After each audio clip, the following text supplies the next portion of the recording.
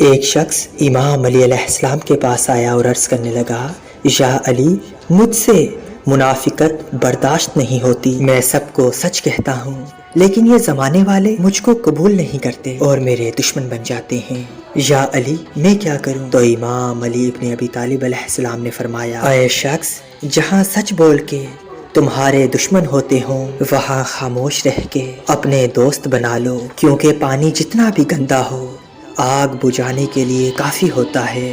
دوست کتنے بھی برے ہوں لیکن کبھی نہ کبھی کام ضرور آتے ہیں۔ اپنی شخصیت کو ایسا باوقار بناؤ کہ جب زندہ رہو تو لوگ تم سے ملنے کے مشتاق رہیں اور جب مر جاؤ تو لوگ تمہیں اچھے الفاظوں کے ساتھ یاد کریں۔ تو اس شخص نے عرض کیا، یا علی، تو یہ کیا منافقت نہیں ہوگی؟ کوئی مجھے برا لگے اور میں اسے برا نہ کہوں؟ تو امام علی نے کہا، منافقت یہ نہیں کہ جو تمہیں برا لگے اسے فوراً برا کہہ دو، بلکہ منافقت یہ ہے جو تمہیں برا لگے تم اس کے لیے اپنے دل میں میل رکھو اور پھر اس سے دشمنی کر کے اس کو نقصان پہنچانے کی کوشش کرو۔ اللہ کی کسی مخلوق کو نقصان پہنچانے کو منافقت کہتے ہیں۔ باقی اگر تمہارے سامنے کوئی غلط کر رہا ہے اور تم اس کی غلطی کو دیکھ کر برداشت کر رہے ہو، صبر کر رہے ہو، یہ منافقت نہیں بلکہ شجاعت ہے۔ برے کا انجام اللہ خود برا کرے گا اور اچھے انسان کی اچھائی کا صلہ اللہ عطا کرے گا، اللہ عطا کرے گا۔